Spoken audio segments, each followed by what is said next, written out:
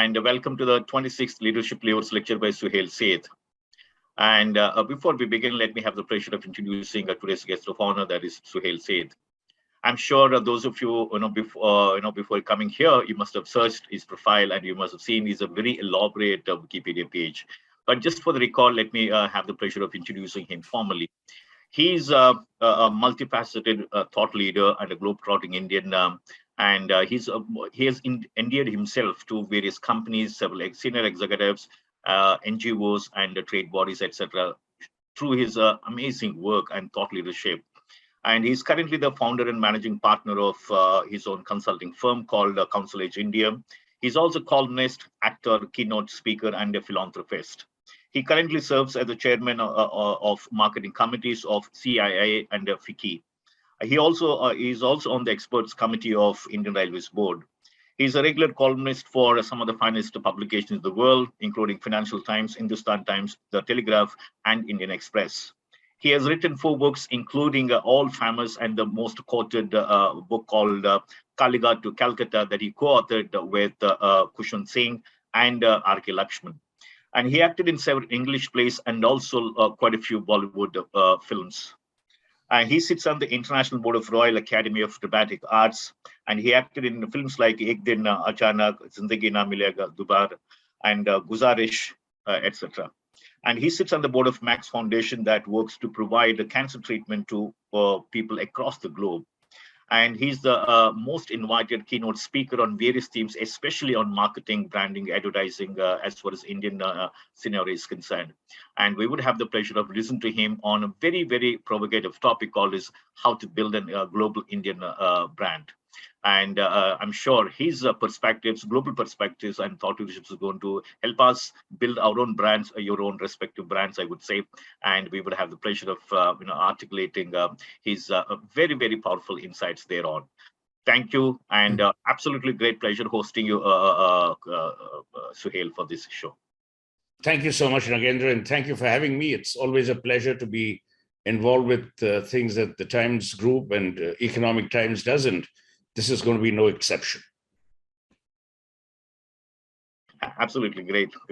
So we can begin, and then like you said, we will have your presentation maybe for the next 30-35 minutes. After that, we will have the question and answer session. I'm sure the participants will have a lot of questions for you in the Q&A box, which I'll relay myself, and then we'll close it accordingly. Perfect. Yeah. So you want to start by asking me on the first part, or how do you want to do it? So I think what we do is next 30-35 minutes, we can have your presentation, your talk, and then we will have the questions. Is that okay? Yeah, so you've got 4 parts now. So why don't you ask me the first part? And like that, we'll keep responding.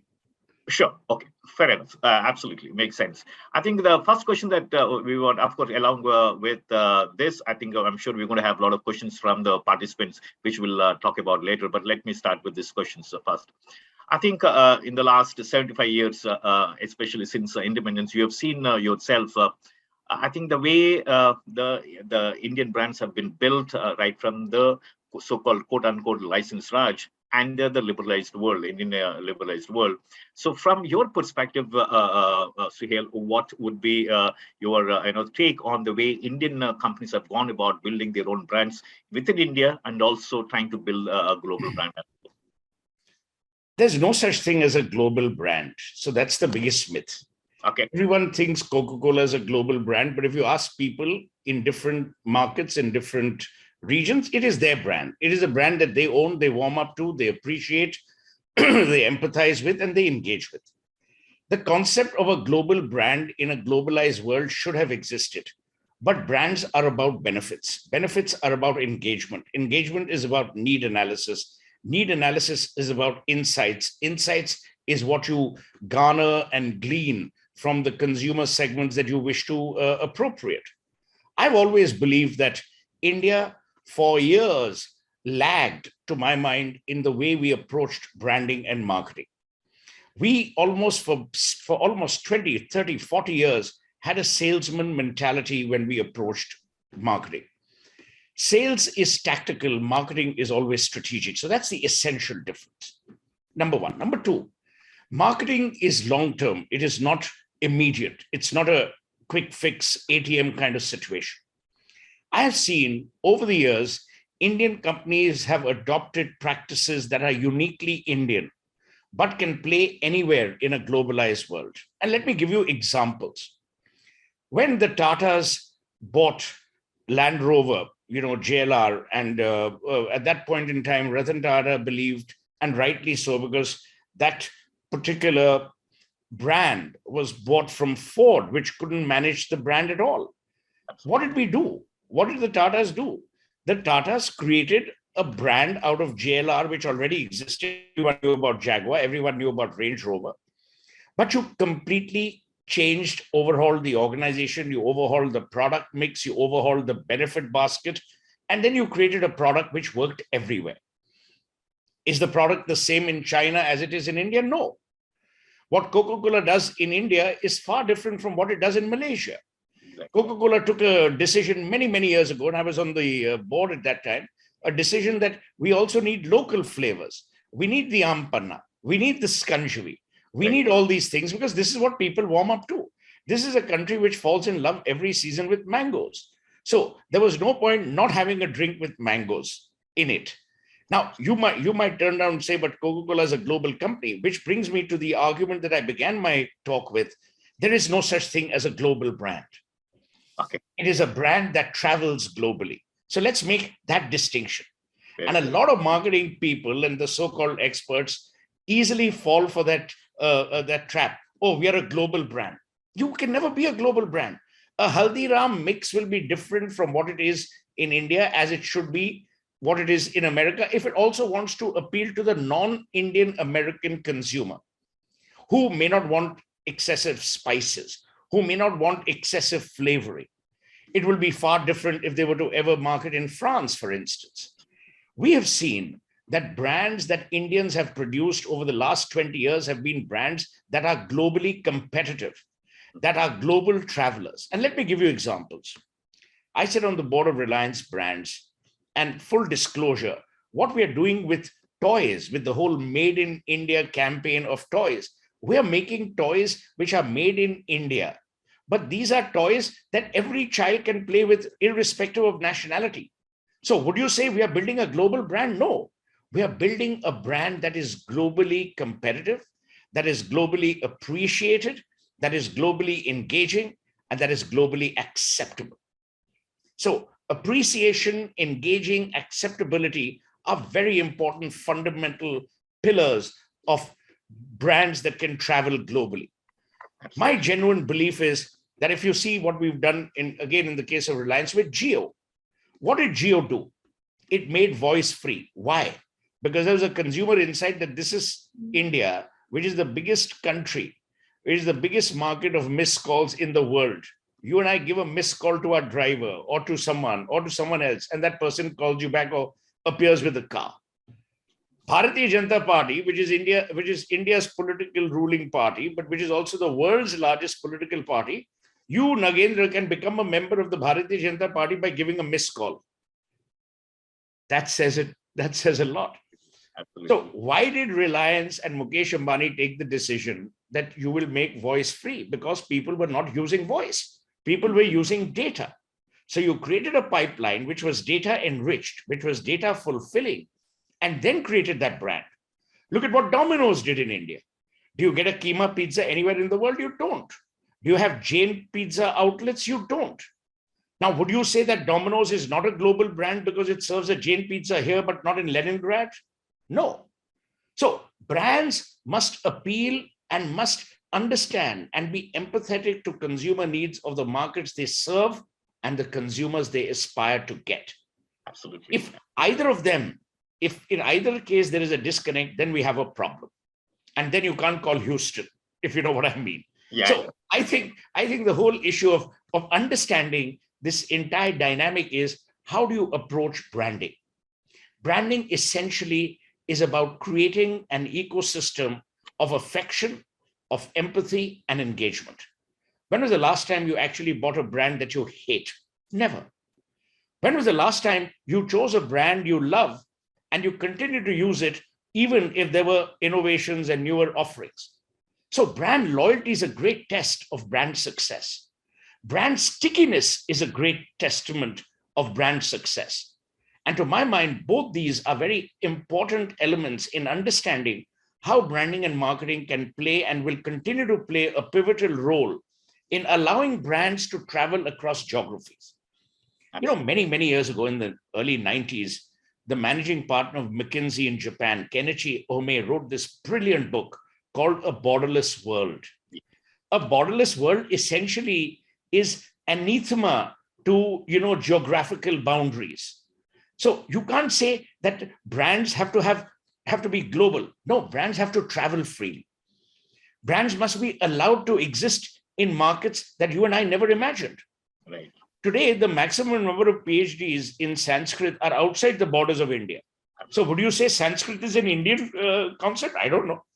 So if you analyze the bucket of benefits, if you analyze the basket of attractiveness, and you analyze the whole plethora of engagement that brands go through, then you will recognize that ultimately branding is about creating relevant, rewarding benefits for consumers over a long period of time. Brands are like relationships. They're not flings. Brands are not affairs. Brands are about investment, where you invest in the consumer, you invest in the product, you invest in the packaging, and you invest in communities. Today, more and more brands, Nagendra, are talking about ESG. I'm not a great believer in terminology like ESG and jargon. What are brands doing? They're talking about responsible behavior. They're talking about being responsible to the environment they exist in. And to my mind, those are the brands that will continue to find favor with consumers. I mean, very thoughtful rendition on that, and it's great to have your perspective on why people misuse this word, the global brand. But I think it's very interesting. But I think just to take it forward and have a little more deeper insights, Suhel. I think from your perspective, I think the yardstick that you're using is basically in terms of brand loyalty as well as stickiness, right? And of course, from various lenses, including ESG. By the way, the latest economist stories, cover stories on ESG, by the way, special report on this ESG. But I think having said that, I think you would have seen in your own illustrious journey and all in consulting as well, Suhel. And look at a brand like ISKCON, like you rightly said, right? I think you'll find many foreigners adopting this philosophy and then canvassing, advocating the rest of the world. I think that's a phenomenal, whether it's in New York, whether it's in, like you rightly said, in Russia, in the heart of the criminal, right? All that, right? But I think that is one. I think you also have seen very, I think great brands that have been built, but then just about the fact that they have stuck to India for right reasons. For example, Amul, which is almost into 64 years of its existence right now, which Korean has built. But the point is that like you rightly also taken the example of Kenichi Ohme's Borderless World. I think at the same time, Sumantra Ghosh also talked about managing radical change, where he talked about why some of the Indian brands have not actually been wanting to go global, that he co-wrote with Christopher Bartlett. So the point is that when you look at these brands, whether ISKCON or Haldirams or Amul kind of brands, and of course the great brands like your Reliance, Tatas, etc.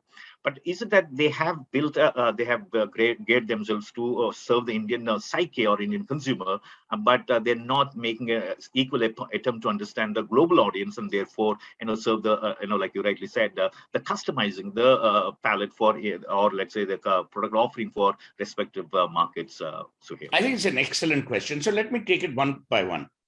I have been captivated, and I have continuously followed and engaged with the story of Amul. How did Amul begin? Amul began as a cooperative in order to insulate milk farmers in Gujarat from getting minimal prices and throwing away their milk. Excellent. Started by the father of the White Revolution, Dr. V. Kurian. Dr. Kurian's belief was that when one organization bought the milk, it bought milk from farmers without the farmers having to go through, security and mindset issues. Oh, will I be able to sell my produce? Will I not be able to sell my produce? What did Dr. Kurian do? He took a commodity and made a brand out of it. The brand was called Amul. He used the variants of milk. I remember, you're much younger. I remember at one particular time, Brook-Bond Lipton even toyed with Tetra Packs for their juices at the same time as Tetra Pak was being introduced by Dr. Kurian for milk. And, I remember going on train journeys carrying the milk Tetra Packs. Then what you did with Amul was you created a repertoire of brands. You created cheese. You created, again, what I would call generic categories. Then you dived further. Today, you have a pizza cheese. You have pepper cheese. You have flavored milk. You have butter. You have margarine. You have butter light. The problem taking Amul beyond certain amount of geographical shores, Nagendra, is as follows. Number one, because of its perishableness. Food is a very difficult category to move around markets if you don't have great logistical support. Please understand that even today, on our 75th anniversary of independence, which will be in a couple of weeks from now, we don't have an organized cold chain. The logistical support that India gives to its manufacturers is pathetic. It's abysmal. To move product from one place to the other is near impossible. Why do you think steel plants by nature and by natural configuration are almost always close to iron ore deposit mines? Because moving product in India has become and was always increasingly difficult. Then GST happened. So you opened the borders and you allowed, more borderless trade within India. The second point that you raised is very interesting. When I have a market of 1.3 billion people, and let's say I'm talking about a 40% of that 1.3 billion as a consumptive market, it's a huge market to address. In order to address a market bigger than that, you have to invest in three things. Number one, scalability. Number two, product movement. Number three, branding abroad, which, by the way, is even more expensive. Media is expensive in India, but media abroad is even more expensive. So when you look at retail outlets, and today I have to say this, some retail brands have become exceedingly fleet-footed. Today, even within the whole retail system, Nagendra, of India, you have from a Reliance Fresh to Reliance Smart, to Nature's Basket, to Spencer's, to the whole Tata retail universe.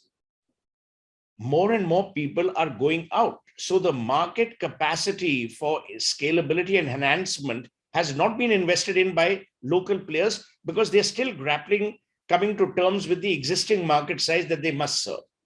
And you tell me, if I gave you an option to feed your family versus feeding a community way outside, you would also, feed your family first. So I think that's one issue. Two, please remember, you raised a very important issue about ISKCON, but don't call ISKCON a brand in the classical sense. Religion is not a brand. It's a faith. If you're a Hindu, it's a way of life. If you're a Christian, it's religion. If you're a Muslim, it's religion. Religions have far greater capacity to travel and to be molded. Please understand, the advent of Christianity was much later than Hinduism. Go back into theology. Sikhism was after Christianity, but before Islam. Islam is one of the most recent religions of modern man, but Islam has traveled. Today, India is the second largest Muslim population country in the world after Indonesia. By 2030, we will have 250 million Muslims in our country. So you have to analyze how religion travels and how brands travel. Haldiram and Jesus don't travel with the same level of fleet-footedness.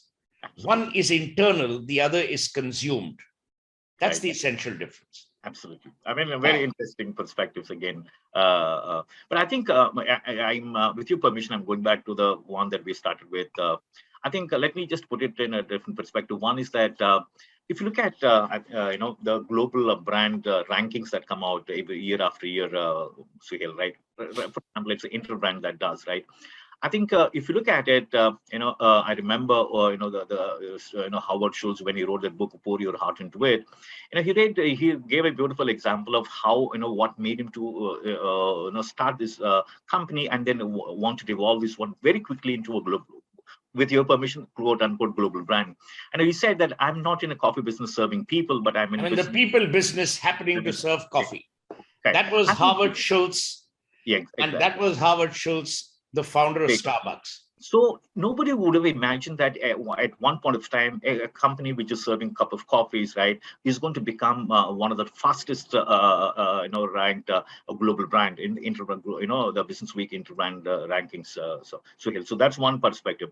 And then we have not been able to see, any Indian brand, right, being in that list in whether it's a global brand or globalized Indian brand, whatever we call it. At the end of the, that's one. So what does it take for any of the Indian brands to be there in this global ranking list, especially brands are concerned? That's one. And the second one is that, like you rightly referred to, the idea of a scalability. Is it that somewhere I think we get, you see, industry after industry, or maybe company after company, or brand after brand. I think from Indian perspective, you see that they get intoxicated with the initial success, and therefore, do they therefore just stop there? Maybe, but like you rightly said, 40% of Indian population, or let's say Indian market, we got it, or let's say 100% of your defined market, as you would say, is with us, and therefore we are absolutely relaxed kind of thing. So how do you look at these two perspectives? One is that how do we make Indian brands to be there in international group, because ultimately we want to have that optically correct also in terms of the fact that we are there in those internationally quoted or often quoted rankings at the end of the day. And then other one is that if you look at internally, is it that what is stopping Indian brands to be there at the global level? Red tape and insular mindsets. And I'll tell you why. Let's be fair on India as well. Yeah. Liberalization happened in 1990. Right. You were freed in 47. Until 52, you had no industrial policy. Your local industry began in right measure around 1956, 1960. Indira Gandhi then nationalized the banks in 1966. In 71, you had the war. Then you had the emergency, where, liberal rights were trampled upon. There was a fear psychosis. You had the license Raj, which continued till 1990. You had mega players like the Bajajes of the world. Rahul Bajaj famously saying, we want a level playing field. That was the advent of the Bombay Club. License Raj meant that the Indian consumer was being screwed every day. You and I couldn't wait. We had to wait for 4 years for a Premier Padmani or an ambassador or a Vespa or a Chetak. That was abominable. Who made money? The politicians in granting those licenses. Who made further money? The industrialists by creating shortages. From a market of shortages, we moved to a market of need-based consumption. And need-based consumption gave the manufacturer the business capabilities to manufacture. Now, when global brands, or when brands need to go global, they need a lot of money. They need a lot of investment. We don't have that level of investment being provided by our banks. The banks always want collateral. What the hell is collateral? There are people stealing money. You haven't asked them for collateral. Please remember, Air India was India's first brand, which you could term as global. Who messed it up? The government of India. Now you've given it back to the house of Tata. So it's not as if we didn't have a global brand. Now, by your logic, and rightly so, if ISKCON is a brand that is global in that sense, so is yoga. But we didn't even have rights over yoga. Exactly. We didn't even have, please understand, I wrote a positioning paper when Kamal Nath was Commerce Minister saying that Indian tea is going to be decimated by the Dilnas of the world. We weren't doing anything. We had a ridiculous chairman of the Tea Board of India, and someone more ridiculous must be there right now, because, stupidity breeds stupidity. So I'm sure even the current Tea Board chairman must be as vacuous as the others were. We allowed Indian tea to drift. Now you tell me, 80% of Indian tea at that point in time was a measure between Russia and India because of the rupee-ruble trade. The Tatas again began by saying we will move out of the auction houses of tea and we will create blended. That's how Tata Tea's success began. Absolutely. But then what happened? You moved away from the manufacturing or from the tea garden operation, and you actually only focused on the branding and distribution. Another company, to my mind, that's done phenomenally well in India is ITC. ITC has created world-class brands. And Sanjeev Puri, day before yesterday, in his AGM speech, rightly says that a lot of our FMCG products are now traveling to more than 60 countries. So it's not as if Indian brands are not available. But yes, Nagendra, it is absolutely true, and you're bang on. It is an arduous task to make brands travel. Because in order to make brands travel, you need an ecosystem which is encouraging, which is devoid of red tape, and which recognizes that talent must reign supreme rather than political mudslinging or political interference. The day our people recognize that, we'll be a better country at pushing brands of Indian origin or of Indian psyche across the world. Thank you. I think that's very interesting. I think before we have a lot of questions from the participant. Before that, I just have one more question related to this one, Suhail. I think one way of looking at it is that if you look at the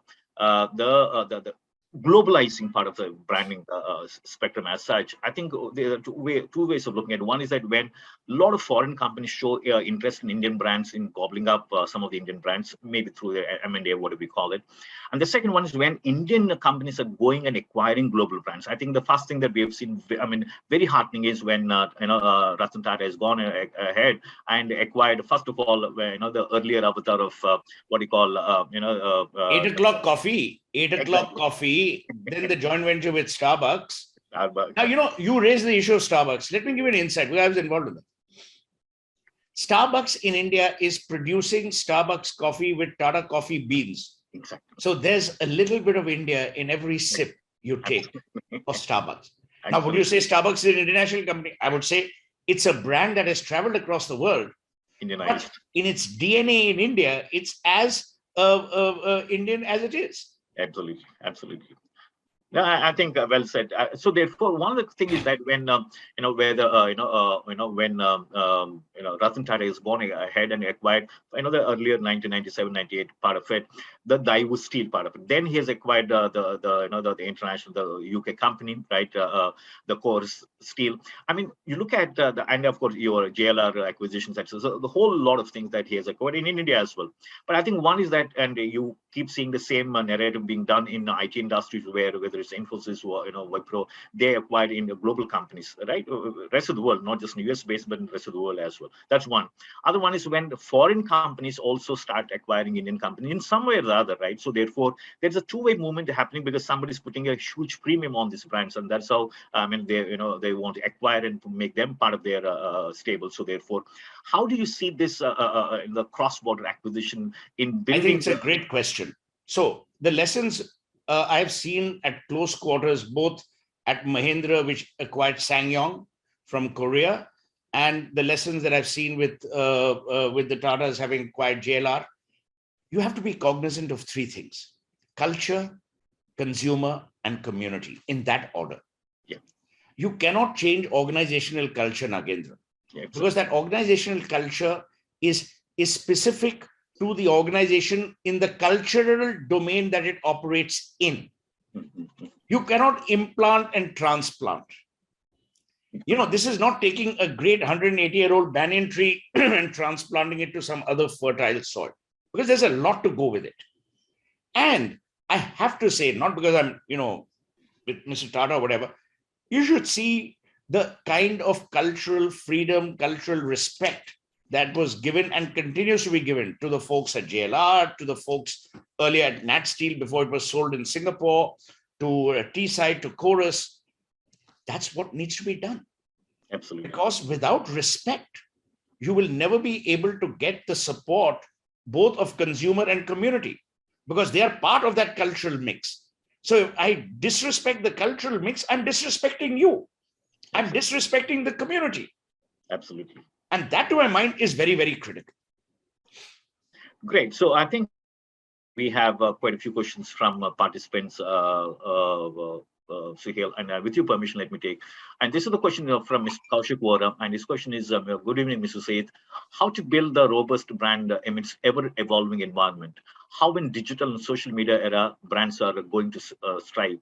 What are the ways in which brands can flourish with the ESG concept in focus, and how organization would adopt responsible branding focus and strategies? Can you give some examples? Thank you, Kaushik. Very loaded questions, Suhail. A lot of it I've already covered. Yeah. And this is too large a question to answer. Simply put, respect culture, respect consumer insights, and understand the media that you operate in. Once you do that, everything else will fall in place. What will fall in place is your cultural mooring, the way you steer the brand, the way you respect the community, and all of those things. Therefore, you will choose media wisely. You will choose the tonality of media wisely. Absolutely. And here's a question from Mr. Kumar Chemalakunda. And his question is, American movies easily become great brands in other countries. We get Spider-Man, T-shirts, chappals, etc. Why Indian brands do not do well with their original brand's name in India? And what could be the shortcomings thereof?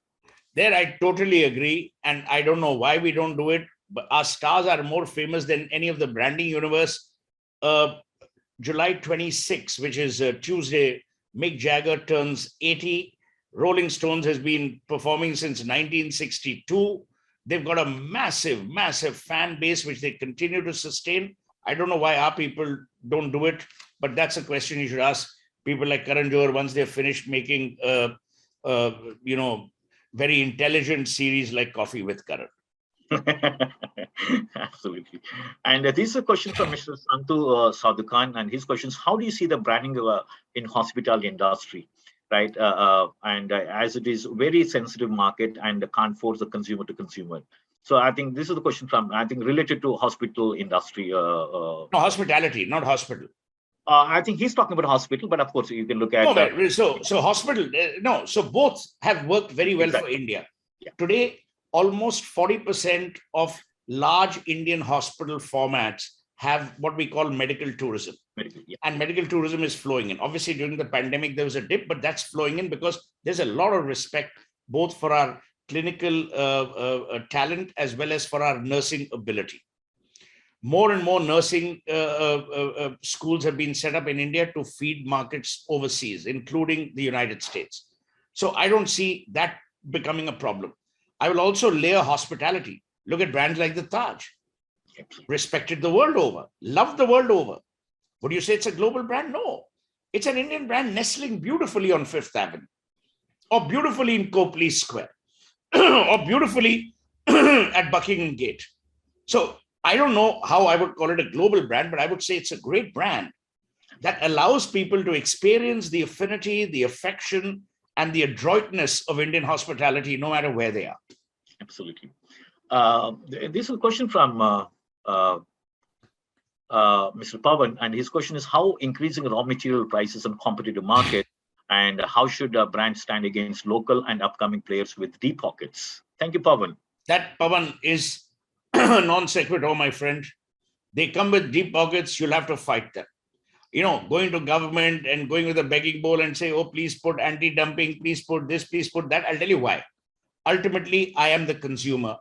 I want great value at great price. I don't really care on the origins or the nationality. Yes, China suffered because of all their stupidity on the border and their ridiculousness with COVID. So forget China. China's an aberration and an abomination. But for others, I will choose brands that work for me. Brand nationality is not important. Brand performance is. Brands are not about waving the flag. Brands are about waving the magic and waving a magic wand of affection, of engagement, of benefits. That's why it's different. Thank you. This is an interesting question from Mr. Arvind Sundar. His question is, Mr. Suhel, there are many e-commerce companies in the market. However, I feel only one company or brand appears to own the loyalty most of the time. Will new e-commerce ventures have their space? Thank you, Arvind. I'll tell you one thing. Look at what Ajio is achieving.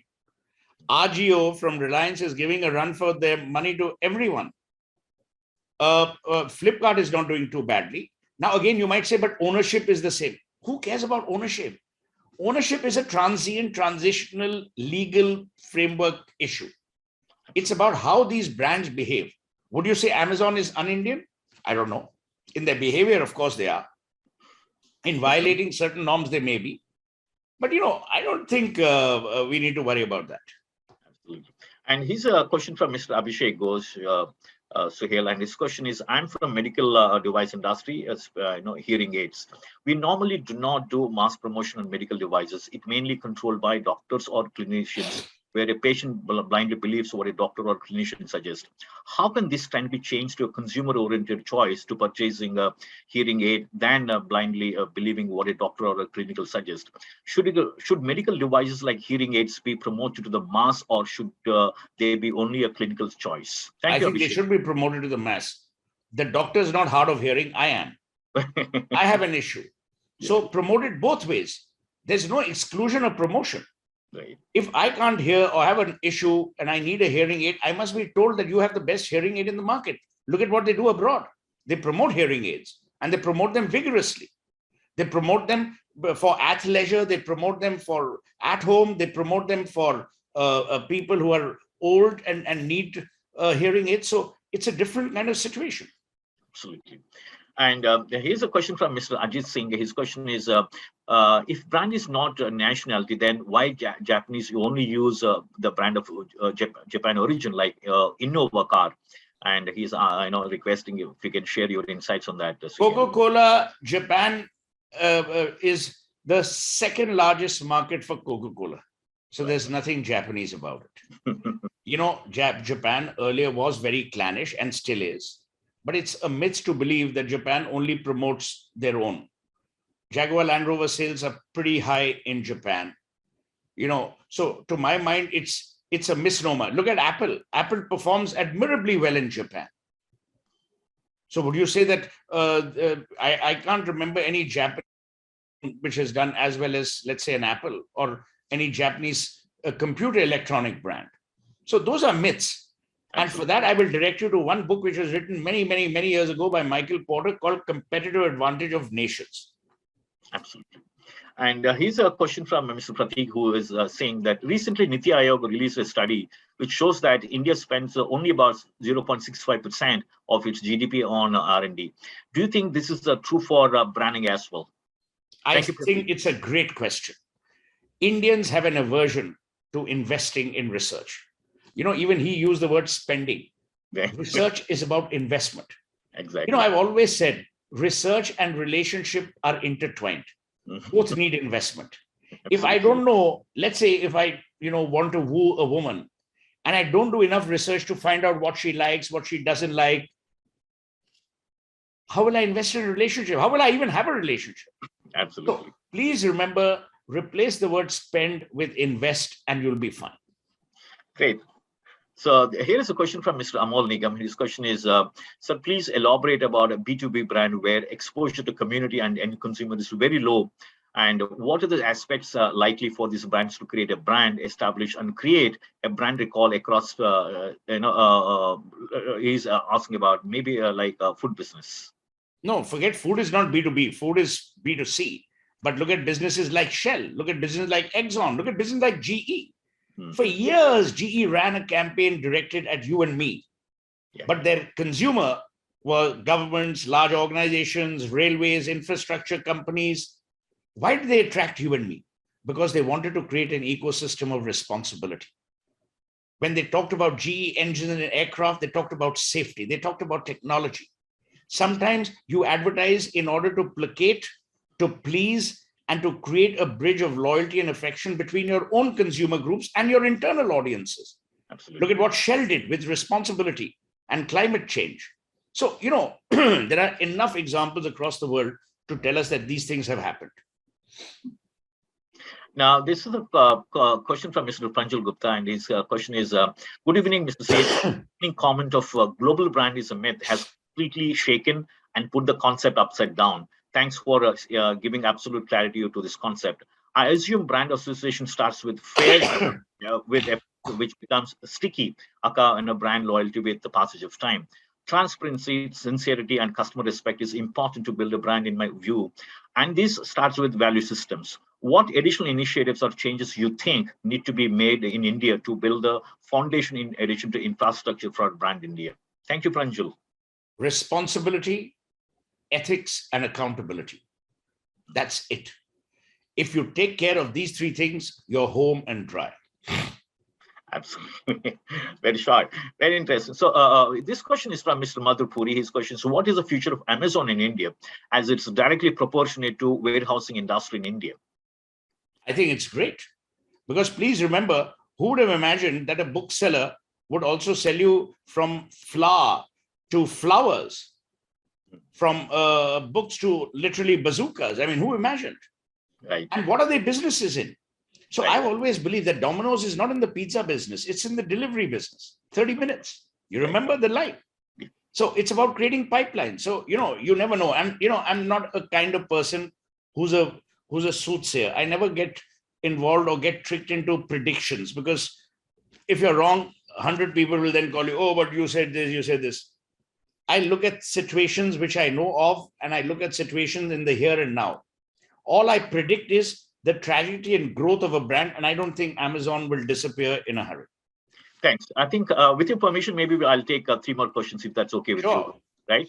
So here's a question from Mr. Yogesh Bhagat, and his question is: considering current constraints from RBI and fintech, would he give some perspective on how it would shape the future of fintechs in India?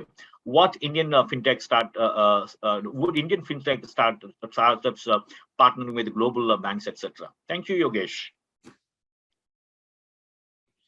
No, just repeat that again. This is about fintech because there are a lot of guidelines from RBI in terms of the way fintech is organized. So he's asking about would the international banking industry or international fintech community would be embracing Indian fintech industry, and therefore there can be possibly cross-country relationships. I have no idea. This is not an area of either my expertise or concern. So, why would I lie and give you some solution that I myself haven't thought through? I mean, rightfully so. And here is a question from Mr. Anand Jaiswal. His question is: how branding is done for liquor, brand loyalty of liquor, right? Hardly bothered about pricing. Thank you, Anand. Oh, it's completely wrong. Completely wrong. Liquor has great brand loyalty. There's more black label consumed in breach candy than is produced in Scotland. So it's a completely wrong statement to make that it's about pricing. No. It's always about loyalty. Today, people are willing to pay top dollar. If you look at, so earlier what we had was we had the premium, we had the popular, and then you had the mass in terms of brands, within the alcohol business. And I was involved with Diageo coming into India. So I've worked on this business. And let me tell you, this category is dangerously harmed by Indian laws because alcohol is a state subject. And many states have made it impossible, because it's a money-making racket for the states. So, there are excise policies which are completely messed up. There's distribution policy. Can you imagine? You can order a non-alcoholic Heineken beer on Amazon, but you can't order a normal beer. I mean, because you have stupid excise laws. Now, what do we do with that? Absolutely. And the last but one question for today evening is coming from Mr. Anmol Arora. His question is: does $1 billion valuation or a stock market listing adds to the credibility of a startup and its product or service in the consumer market? Thank you. I don't think so. I don't think so. My advice to you, my friend, would be focus on values, not on valuation. Absolutely. And here's a last question for today evening, Suhel. And his question is: this question is from Mr. Guruprasad Srinivasan. And his question is: how the local brands of diapers and napkins can compete against the global leaders like P&G and Johnson & Johnson. This market is low penetrating percentage. What's their success chances against them? Chances are very high, because I'll tell you. Now, this is again a category that one has worked on. You and I only see the Pampers and all of the world. We don't recognize that there's an entire middle market. Today, Dharavi and certain pockets in Gujarat produce the largest amount of sanitary napkins. Right. Also understand how consumer usage has changed over time. In India, a lot of sanitary napkins were homemade from cloth, which therefore led to a lot of disease and a lot of illnesses because of the sanitation effect. So it's a mix of awareness and affordability, and both are improving. So I don't think that it's only the Pampers that will rule the world. Absolutely. Thank you so much, Suhel, and I appreciate your time. And sorry if you have extended your time. No, not at all. Thank you so much. And absolutely great pleasure for having you, and look forward to hosting you once again for another riveting and also thought-provoking topic. I would love that. Thank you. God bless. Thank you so much, Suhel. Thank you so much. Thank you.